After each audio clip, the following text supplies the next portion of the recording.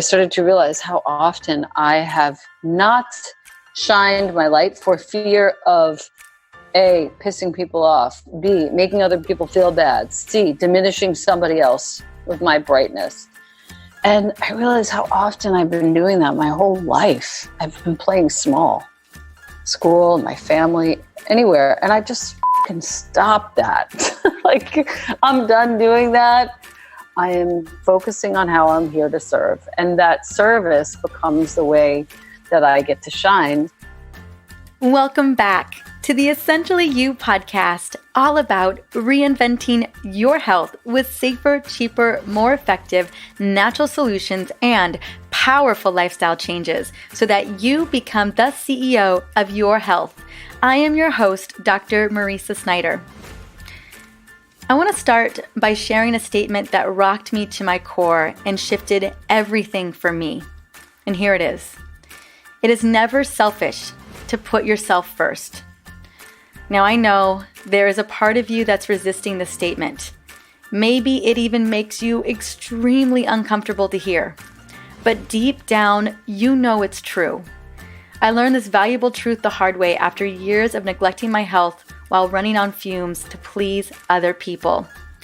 Full confession, I was a people pleaser and I cared what people thought. Very often, we have a built-in belief system that our worth is based on what we do for others. It's this belief that has skewed our minds and bodies into self-sabotage. I am here on this crazy, amazing mission to help you change your beliefs and therefore change your goals and your impact on the world around you. By rewriting your belief system, you can begin to take care of yourself and therefore take care of the world in a bigger way.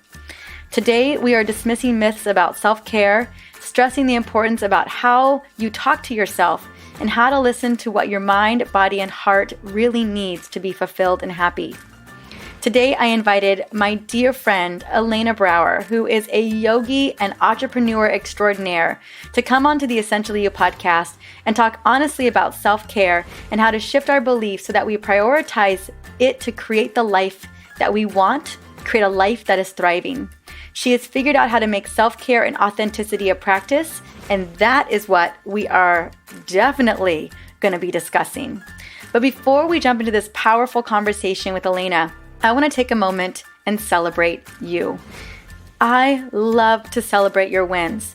And one particular healing rock star is Gina Kiesel. And I'm excited to shout out her win that she shared on iTunes just a couple of weeks ago. And I have to tell you, the iTunes reviews are so powerful and impactful. Thank you, Gina honey, for leaving an iTunes review. Here is what she had to say. This is my favorite podcast. It's packed with empowering, inspiring, and practical info that is relevant to women in every stage of their life. Dr. Marisa's passion is contagious. I share every single episode with someone I know who needs it. Well, thank you so much, Gina. You are truly a woman after my own heart. And thank you, more importantly, for sharing it with the women who matter most to you. As a token of my love and appreciation, I would love to gift you a signed copy of my newest book, The Essential Oils Hormone Solution. All you gotta do, honey, is reach out to me on Facebook or Instagram at Dr. Marisa. We'll connect and I will get you that signed copy. Now, if you are listening today, I want you to know that this podcast is about empowerment. If it's helped you in any way at all, I would love to shout you out here as well. You can reach out to me via Instagram, Facebook, or by simply reviewing this podcast on iTunes, which is my favorite place to read them, or whichever podcast platform you're plugging into. That way, not only do I know how this podcast is impacting you, but also it allows me to show up even bigger with the information that women are looking for who are really ready to become the CEO of their health. Let's spread the news. Let's get it out there. Now, on the same line, we're talking about helping to become the CEO of our health. I have been giving some major thought into just thinking about how we can bring this community together, how we can connect each and every one of you. I would love to connect with you. And so I had been thinking about creating a hashtag for this podcast, and I had given it some serious consideration and have come up with a hashtag that I can't wait to use. I can't wait to have you use that I think is going to be super powerful. And the hashtag is health CEO, and that is HEALTHCEO. Health CEO. I will be putting it into my Insta stories. I'm going to continue to share it here on the podcast. I will have it in my post when it comes to Instagram as well. I'm hoping that we can create a community around Health CEO. It's easy, it's simple to remember, and it's a way for us to connect. So if that feels good to you, definitely start using it, start connecting with each other, and I will definitely continue to be using it every single day so that I can connect with you. Now let's dive into this incredible conversation with Elena Brower, but first I want to sing her praises. Mama, teacher, author, speaker, and Double Diamond doTerra leader, Elena has taught yoga and meditation since 1999. Her first book, Art of Attention, has now been translated into 6 languages, and her second book, Practice You, a Journal, is now a bestseller from Sounds True. Her next book, Being You, will be the journal for young adults, coming in 2021. She's contributed to Yoga Journal, Yoga International, Huffington Post, Mind Body Green, and so much more. You can find Elena at glow.com or listen to her globally on her beloved podcast, Practice You Podcast. Also, if you want to know where she's going to be out in the world, you can go to elenabrower.com. Let's welcome her on.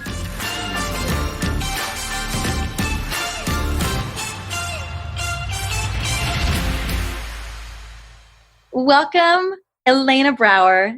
It is so good. It feels so delicious to have you on today. Thank you so much. I love you. We've had so many special moments together, my friend. We have. And you're just pure magic. And I love that that's exactly what we're going to be talking about today is the pure magic that you have inspired millions of women to embrace and bring on. We're talking about practicing you and really what that means in terms of self-care, in terms of lifestyle, in terms of focusing on our bodies. And as we get into this conversation that you have guided so many women into, I want to really start with your journey into vibrant health right now, right here and now, because I would have to say, knowing you as vibrant, I mean, I just saw you a second ago, how vibrant you look, how vibrant you feel, the energy that you're putting out into the world, that you're really living that vibrant life right now. You know, I think I might be, and it's been 49 years in the making. Can we just say that you look 29? I love you. Your check all the time. Your check is in the mail. I love you so much. I actually feel like I'm about 33 right now. Yeah, and I remember being 33 and feeling much older than this. You know, I wasn't taking care of myself. I was struggling with addiction. All the things were happening, and I feel much different now. I think it's worth it to note that addiction was, as most of my sort of friends and community know, was to marijuana. It wasn't to alcohol. It wasn't to cigarettes. A lot of people feel that marijuana is not an addictive substance. For me, it was. I'm not purporting to talk about anyone else's experience but my own, but for me, it became a crutch, became a daily crutch that I needed it because I felt like I wasn't as fun, as cool, as interesting, as insightful without it. And it was making me old. That I know. Probably the most important aspect of that journey was the choice to stop, which came on very quickly, almost 5 years ago now. And I never went back. It was just the best thing I ever did for myself. It was the moment that I actually took on my doTerra business. It was the moment that I took on my financial health as well as my physical health. And I've been on a road sort of ever since then, just refining. And now, like I said, 49 years old, I'm now learning how to maximize myself cellularly. I have an incredible doctor by the name of Dr. Gabrielle Lyon. Who we share. We have the privilege of sharing, who is about to have a baby. She's 2 weeks away. Goodness, so close. 2 weeks away. She just sent me a picture this morning. She looks so cute. I want to burst looking at her. I told her already that baby is mine.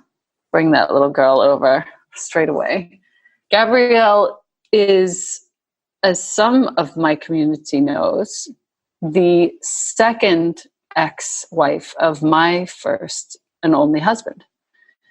She and I are best friends, and we continue to become closer. She's a very skillful medicine practitioner. She practices functional medicine. She also practices what she calls muscle-centric medicine, and she is the reason why I started working out. I started doing light weightlifting, really intelligent light weightlifting, and swear everything she taught me about building a little bit of muscle as a way to optimize protein synthesis, as a way to optimize my endocrine system, my hormones, and as a way to optimize my sleep and even my brain. All of it is true. And I've been working out very, very religiously since December of last year, of 2018. So now it's 6, 7 months, 8 months. I've never felt better in my life. I've never felt more capable. She's got me on sort of a combination of different supplements to support my hormones. She's got me doing the workouts, as I said. And of course, I'm surrounded all the time by the essential oils and various products of the essential oils. And that, for me, sort of rounded out my entire ritual of self-care, and it means the world to me. I was just talking to my team today, my doTerra team, about how to optimize your productivity while remaining restful. And that's been a really cool discovery. And that's for all of us. It's not just if you have a business. It's for if you have a family, if you have a husband or a wife, if you have a job, to how do you optimize what you're doing so that you can be both productive and have a restful quality about things. All of this adds to whatever vibrancy you're picking up on. I think it's really a practice. It's something that we have to work on all the time to cultivate. I agree. Now, let's go back to about last fall, or maybe even last summer. We look at you as an amazing inspiration, but a woman who is an amazing yogi, a woman who has built in self-care. What was the turning point for you last fall? And very, very successful, right? You have created such phenomenal success. And when you look into your life, or when we look from the outside in, it looks as though you do such a marvelous job integrating what you do, your passion, and taking care of your body. But was there a moment last year where you thought, you know what? I want to really hone this in? Or was there something that was going on? Maybe you felt a tiny bit burned out, or maybe you felt overcommitted, or it just felt like as you're moving into 49, that this was something you really wanted to dial in a little bit closer. There was a moment, because it was right around when I started to look at Double Diamond. For those of you that aren't in doTerra, it's a rank where you've reached the sort of core top rank of the company. And then doTerra gives you a chance to build a second team. That second team, getting to Diamond, renders you a Double Diamond. There are very few people that have done that. I looked at the potential for that and I was like, this is effing crazy, but I think it's actually possible. And I started to mess around with what that would look like, not just on paper, money-wise, it doesn't even matter, but how many people's lives would I be affecting if that were to be true? And what would it cost me in terms of my time? So what you're picking up on is exactly right. You decided you were going to level up. That was going to require a different level of energy or mental capacity or self-care? Or did you know that you needed a stronger foundation to take that next big leap in your business? What I knew is that I needed more sleep, and I wasn't going to stop doing that in favor of the leveling up. So I figured out how to sleep 7 to 8 hours a night very diligently and work more wisely during the day so that I could have all the things done that I wanted to get done, all the people for whom I'm literally working for them. They're not working for me. I'm working for my team. So all the people for whom I'm working, how can I work for them really intelligently and really efficiently so that I'm not overworking, so that I'm not busy? People call me all the time like, I know you're so busy. I'm like, I am not actually. that busy. There are certain days where I'm just like, no, I don't want to eat lunch, but I do it anyway. But I'm not that busy. Like, I'm chilling out in my house. We're relaxing. I spent the first 2 hours of the day doing all of my communication from bed today because I was a little tired. Like, so cute. So I'm not that busy. But what I did notice is that it was going to take a lot more work on my part to help my team believe that this was possible. And that was when the leveling up became a practice. So it wasn't just like, okay, I'm making this choice, let's just do this, and then nose to the wall. It was, this is my practice.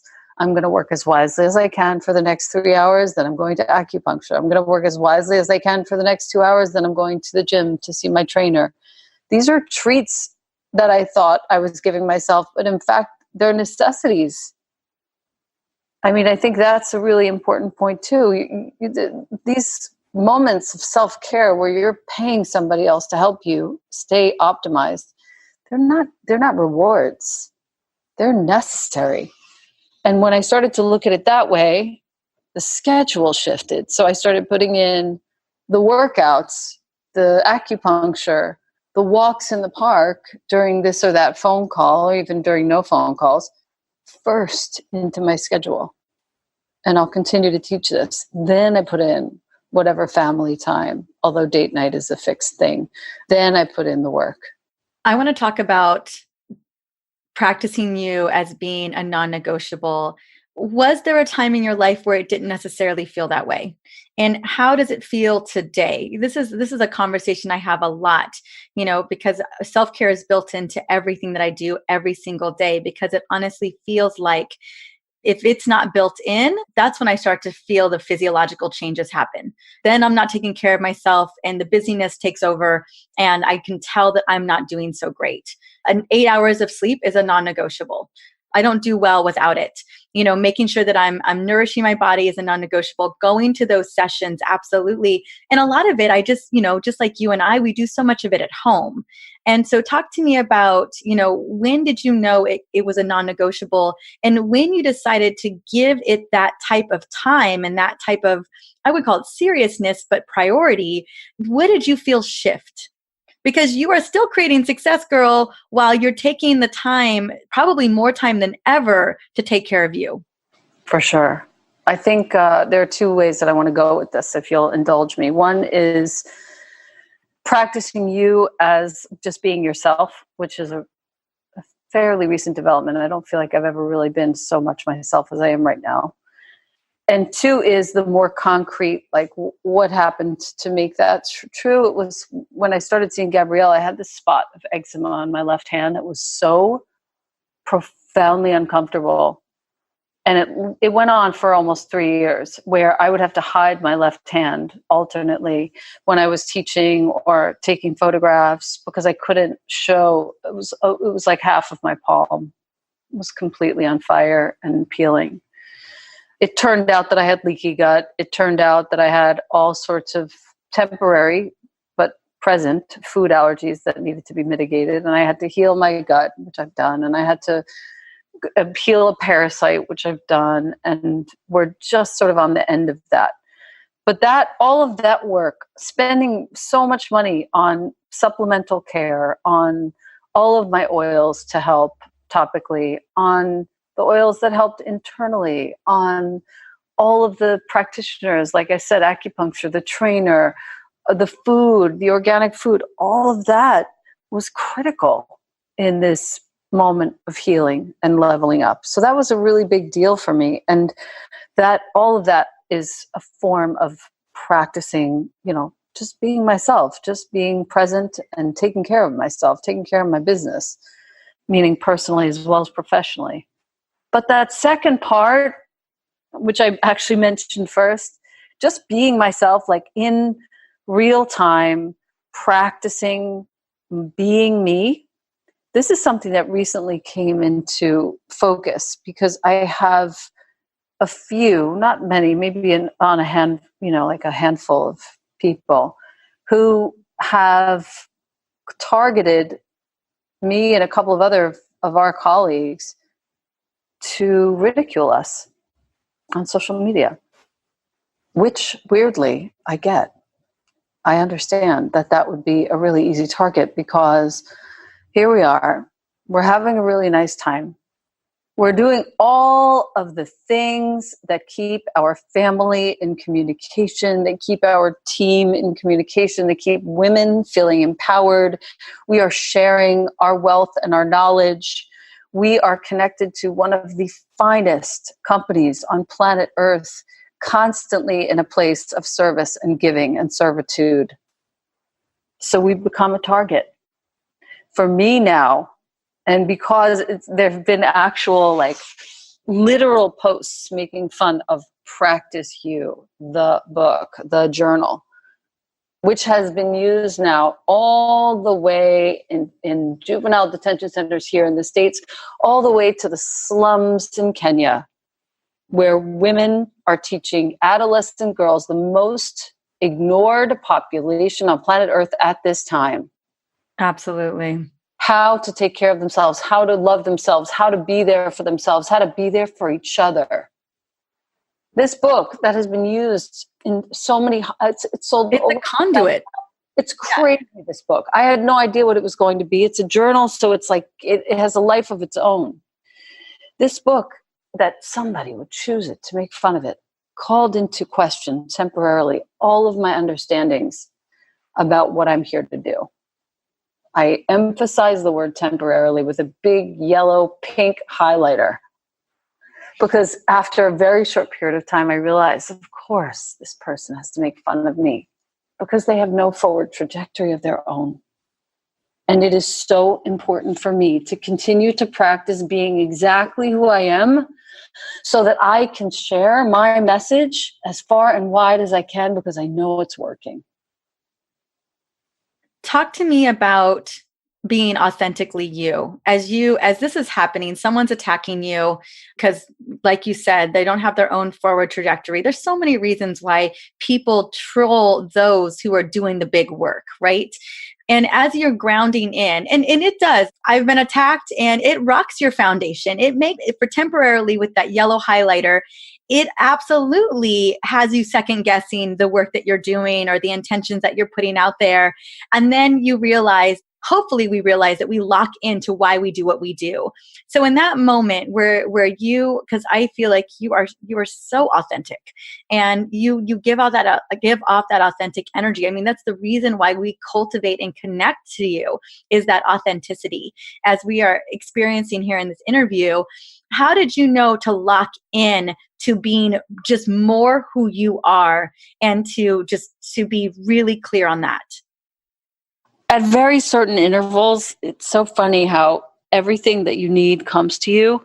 And at almost on the day that I realized that person was posting this really vulgar, kind of hideous missives about the book and about me. And it was really more of a statement on an entire population of people who are just working towards empowerment and happiness, and, pretty innocently.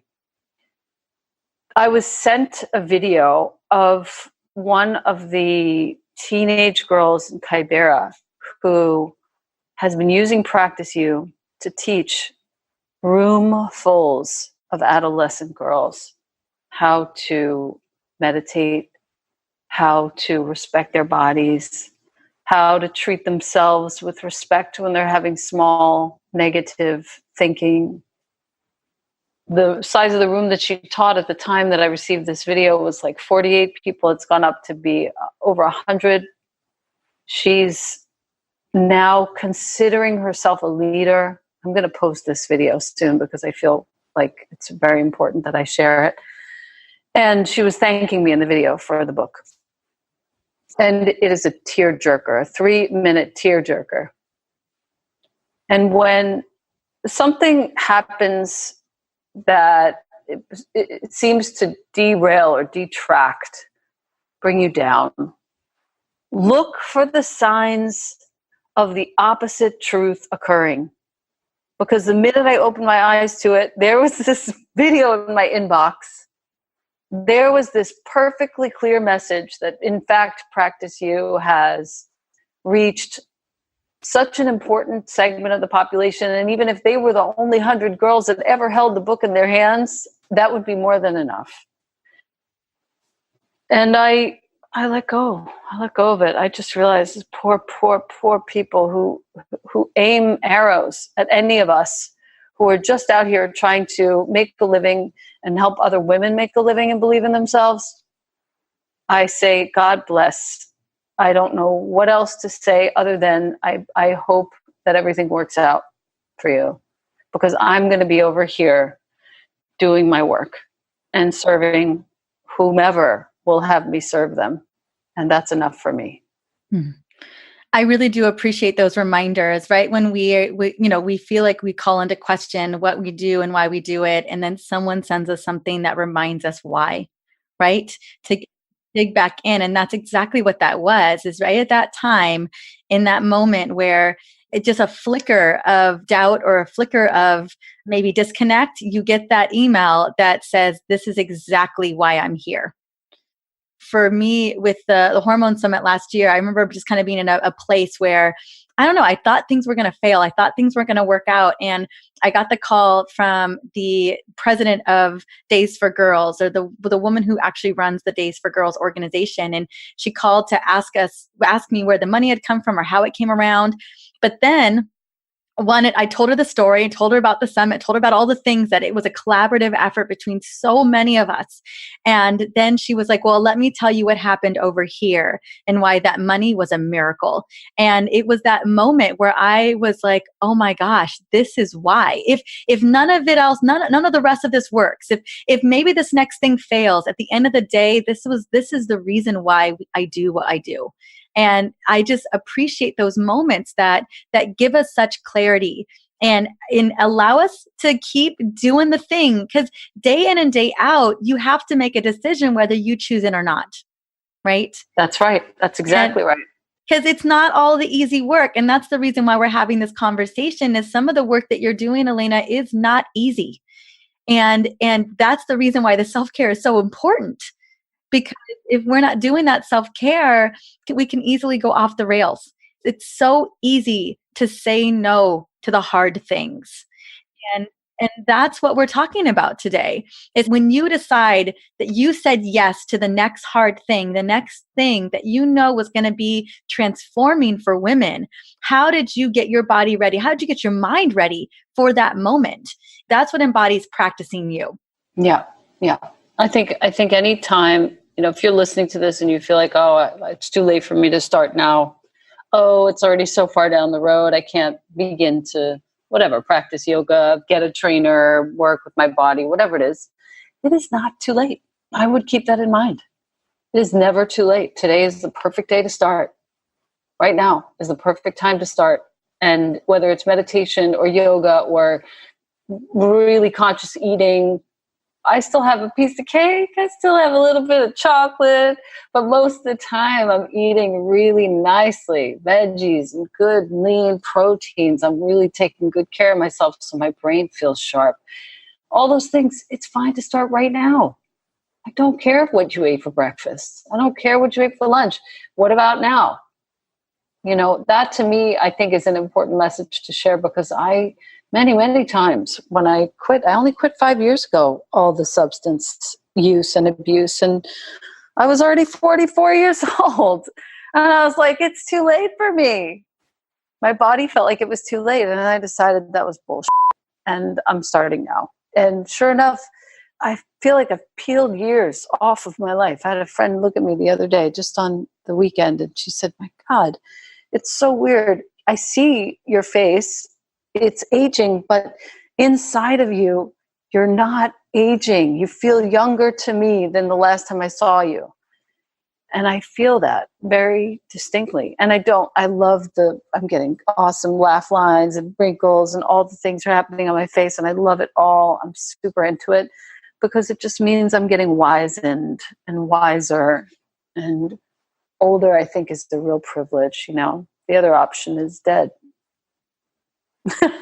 I love the grace that you have with, and honestly, I'll be honest with you, I have not noticed that you are aging. To be honest, I think you are going backwards. You keep glowing and so I see something very different than your other friend. That's what I'm seeing. That's why I wanted to have this conversation, because I see a reversal happening as you are stepping in and doing bigger things and building a bigger business and supporting more and more millions of women. You are getting younger. And that's why we're having this conversation, because I was curious to see, like, even in this last year, I've seen changes as I've seen your business even grow bigger. I know so often we think that when things are getting busier, when things are growing at a very rapid pace, that it's going to take a toll on us physically. And what I've seen in you, and that's why I'm so inspired by it, is that I've seen the complete opposite. That is what I've seen. And yes, I know that you have a great practitioner, because girl, like I said, we got the same one. However, there have been some shifts and some high level priorities that you have made for yourself and your body that I think have made all the difference. And nutrition, I know, has been one of the big ones. And we can't emphasize how important, how foundational nutrition is, but then the non-negotiable of sleep, making sure that you're getting enough sleep. And I don't know, is there a ritual that you have around sleep? Is there okay, it's 11 p.m., I am in bed like clockwork, maybe it's even earlier than that. Like, how are you guaranteeing, no matter how much you've got going on in your life, and with all the travel that you've got going on, how are you guaranteeing that sleep?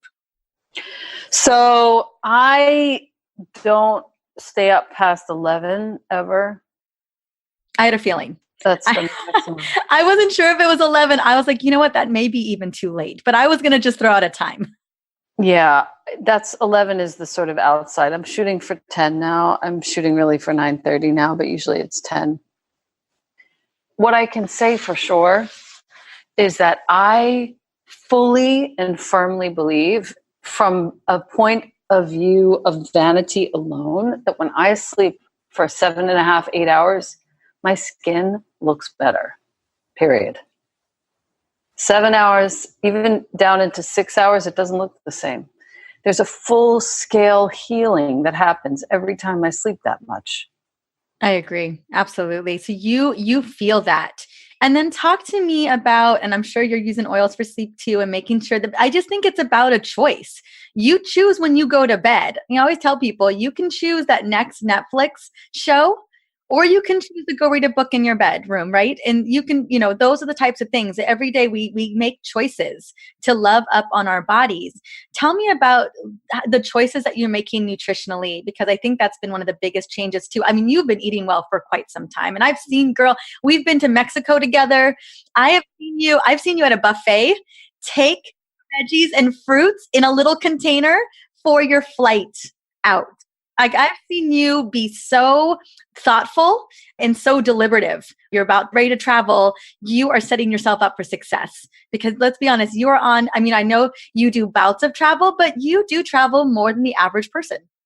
I feel like the ease with which I have seen the difference in my experience, if I eat versus if I eat well, is so obvious. If I stick with vegetables, some fruit, and lean protein, I do fine. If this is something that's on your mind and you're listening to this right now, and let's say you travel often, a hard-boiled egg goes a long way. Really. A little thing of strawberries or blueberries. I usually do in the morning a celery juice. You can't do that on the road, so I do that at home, and that seems to have a really nice impact on my mood and on my brain. We know that it is said to help the liver function, that celery juice, so I continue to do it, mostly because it feels good. Then after that, usually I'll do a really nice fatty cacao drink of some kind with cacao butter, a little bit of ghee, some Bubs collagen protein, cacao, cordyceps, whatever's around. And I take that really nicely with a little hand blender, whip it up, and it's so good. And that gets me through until like 11 or 12. Today was a perfect example. I almost skipped lunch, but I couldn't because I'm taking some supplements that require food in the middle of the day. Jonah, my kid, he's almost 13. We've been watching a ton of cooking shows. That's the only thing I'll let him watch on the laptop. It's cooking shows. And sure enough, he comes in and he goes, Mama, I'm cooking you lunch. What do you want? Seriously, can't make this shit up. And I asked for breakfast for lunch. He made it. That's like the best thing I can do for myself is just have a little bit of breakfast for lunch, some vegetables, some eggs. I had a gluten-free bagel today, which is not the norm, but every maybe third or fourth day I'll have one of those because it's so lovely and yummy. You are a New Yorker girl. Oh my God. And for dinner, usually I'll just do the pressure cooker with brown rice, broccoli, cauliflower. I'll make an artichoke. One of my best friends, Joshua, who founded Pangea Organics and Alpine Provisions and Anjou de Chèque, he also founded Seed Ranch, which makes the best hot sauces. So I put that on my little dinners. I'll make sauces of my own. I love Gwyneth Paltrow's cookbooks, especially the latest one, which I think is called Clean or something like that. I'm very sort of moderate in my eating, so I don't suffer. That's the truth. I found that if I wasn't taking care of my eating and I was eating a lot of things that would aggravate me, if I was eating fried food or lots of wheat or dairy, it just wasn't working. My eczema would flare up. All my body would just speak. So I've learned how to respect that voice and take good care of it. Listening to your body, that intuition, that wisdom, and just knowing what's right and what's not right for you is so important. I want to segue really quickly to Practice You, the journal, because we just spoke to it a little bit about its reach and in kind of it taking a form of its own. And I love this journal so much. It is so beautiful. The fact that someone attacked it is just crazy town to me. But talk to me about Practice You, not just the book, but I would love to hear you talk about a little about the actual card deck as well. What was the intention? What did you want women to gain from these tools when they started using them? When I did the book, I felt like it was really for myself. My mom had died pretty recently before that, and I needed a place to write. And I couldn't find the right journal. Nothing was having the right pitch or the right tone. It was all too playful, too factual, too practical. It just wasn't for me. So I created the journal that I wanted to write in. And that turned out, as we laid it out on my floor in my apartment, all the different watercolored pages, I painted them all. And as we laid them out, I realized, oh my God, this is for everybody. This could be for kids as much as my peers, as much as for our elders. This is a really, really cool, beautiful, inviting repository for your own wisdom. And that's precisely what ended up happening. It became this journal that is usable by so many, and including myself. And it's helped me solve so many weird things in my heart and in my mind. So many things that have been happening as I've gone through my 40s since I did this book. And I can't say enough about it. It's given rise to a deck, which is beautiful and a part of many thousands of homes' rituals in the mornings, and probably past that. And then it's also given rise to a second project, similar but not the same, called Being You, which is specifically aimed at teenagers, 13 to 18. And interestingly, it has a similar flavor, but it's even more sophisticated, which I find fascinating because you would think, oh, the last one was for adults and this one's for teens. But in fact, the one for teens is definitely, I'm much more clear about what I'm aiming for. It's not so much like a place to write, it's more like a place to heal. And that's going to be so important. Yeah, I'm feeling really good about it. I just handed in the manuscript and now the next step is painting. And I can't wait to have the experience of starting to paint it because that's like the most magical part. I'm going to be very influenced by all of my favorite artists, namely Mark Rothko, Agnes Martin, Helma af Klint. Those three are sort of the main three in terms of fields of color, in terms of sort of spiritual space. And then the prompts are also a little more leading, and there's going to be a lot more space for people to write, because I got a lot of feedback from teenagers specifically who are using this in high schools and universities, and found out that they were feeling like there wasn't enough space. They were just getting into a topic and then boom, another prompt. It came from a lot of different areas, that feedback. So I'm going to leave a little more space this time. I love that. And I know this is coming out next year. Is that correct? What did we say? 2020? No, you know what? The painting and the whole completed everything will be due April 2020. Okay. All right. So that means the book itself will come out sometime in the first half of 2021.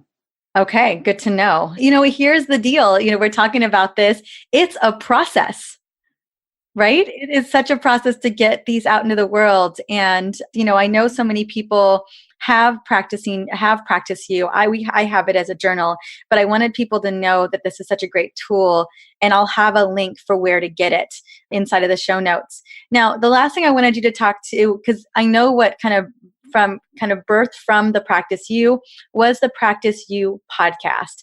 And tell me a little bit about it was the same intention for this podcast as well, which I know you launched last year, I believe. Correct. Yeah, I don't even know how it happened, actually, that podcast. I have a digital collaborator called Michelle Martello. She started a company called Minima Designs. She and I have been working together for almost 10 years, and her husband is a DJ and sound engineer. And we got the idea that we should start a podcast. I should start a podcast, and he would, he helped me get the equipment into my house. So he helped me hook it up. We had a really fun weekend. I learned everything I needed to know about making the recordings, and I just started. I didn't really think much of it. Now here we are under 6 months later, and we have almost 200,000 downloads. Congratulations. I know, it's ludicrous, but it speaks to a need that isn't being met, obviously. I don't have any sponsors or anything. All I do is talk to my friends about what matters. Most of it centers around the topic of transitions. So any transition, from a job to a new life, from a relationship to a different relationship, from singlehood to relationship, from childhood to being a parent, all the things, all the different transitions that happen to us over the course of a given day, a month, a year, a life. That's all we talk about. And it seems to be striking a chord. And I have the best time doing it. Like, I just can't get enough of it. I do a couple of recordings every month, and it's just so sweet. Like, you're coming on, obviously. It's that easy. I love the podcast, and I love that there's such a focus on transitions. Transition can feel unsteady. Transition fear can bubble up, uncertainty bubbles up, not knowing where you're going to go. And when you have the opportunity to hear other people's transition stories on the other side, right? We when we're in it, we don't know where it's going to go or where it's going to lead. And so to be able to hear people tell their story about their transitions, well, not only is it very inspiring, but also there's a little bit of reassurance that everything's going to be okay. Totally. It's exactly right. The feedback that I get most of all is that people are feeling alone, and listening to the podcast helps them feel like they have, some presence around them, some feedback, some insight coming in. It's not too serious, but it's also not too flip. It's not super practical, but it's also extremely relevant. I'm proud of it. I'm proud of that medium. I think it's a really cool medium in which I can work pretty well. I'm proud of you, because it's no easy feat to it. I'll tell you that. It's the conversations that need to happen. And that's really what it comes down to, just like today's conversation needing to happen. And in those conversations, we don't feel so alone. We hear women having these conversations. We hear women talking about whatever they're going through and how they've navigated it, and it doesn't feel so lonely. Even you and I, although we're surrounded by team and colleagues and friends, there are definitely times where, especially in creation mode, where we're doing it ourselves. in our own place. And it can feel a little lonely. Sometimes you feel like a little island over here, just typing away or, creating away. And it's nice to know that there's other people somewhere around the world or down the street doing it too. So true. So true. I think it's very comforting.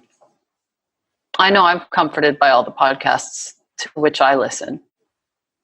Oh, me too. Absolutely. Podcasts are one of my favorite ways to connect into. And I love the ease and grace of it because I can just listen to it anywhere.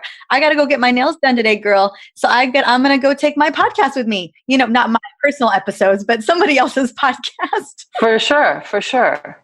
I love it. I love it. I listen to them when I'm running, when I'm at the gym. I listen to them in the car. It's so beautiful. Well, in case anyone missed the name of it, it's Practice You Podcast. And I'll have that link as well. Elena, honey, before we finish up, is there any words of wisdom that you want to leave us with? Any little thing that you thought we missed out in this conversation today? I think one of the most important things that I've learned of late, very recently, is to stop downplaying what I'm doing well and focus instead on how I'm going to serve with that skill or talent. And tell me real quick, just a little question that comes up, the downplay, because I feel so often that happens with women in particular. Was that something inherent that you felt like you learned when you were younger?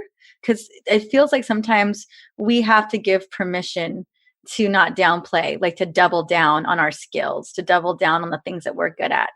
Was that kind of a realization? Did you see yourself not doing that at first?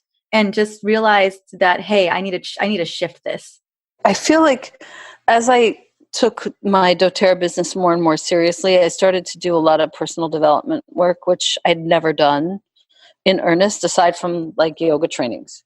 And there was a disconnect. And when I started to do that, I started to realize how often I have not shined my light for fear of A, pissing people off, B, making other people feel bad, C, diminishing somebody else with my brightness. And I realized how often I've been doing that my whole life. I've been playing small. School, my family, anywhere. And I just can stop that. Like, I'm done doing that. I dared myself to stop that. I am focusing on how I'm here to serve. And that service becomes the way that I get to shine. So there's no shining for the sake of ambition, even though there is really an incredible trajectory that is revealing itself to me. But it really is about serving. How can I serve my friends? How can I serve my team? How can I serve my household? How can I serve in people with whom I'm working, my business partners? And everything gets easier when I look at it like that. Everything.